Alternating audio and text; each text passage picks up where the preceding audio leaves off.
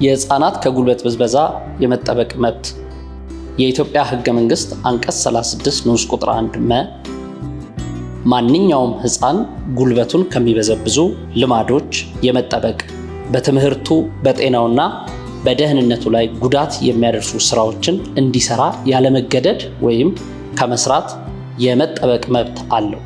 ዓለም አቀፍ የህፃናት መብቶች ስምምነት አንቀጽ 32 ንዑስ ቁጥር 2 ከሀ እስከ ሐመርሃ ተዋዋይ ሀገራት በተለይም ዝቅተኛ የቅጥርን ዕድሜ ወይም ዕድሜዎችን ይወስናሉ።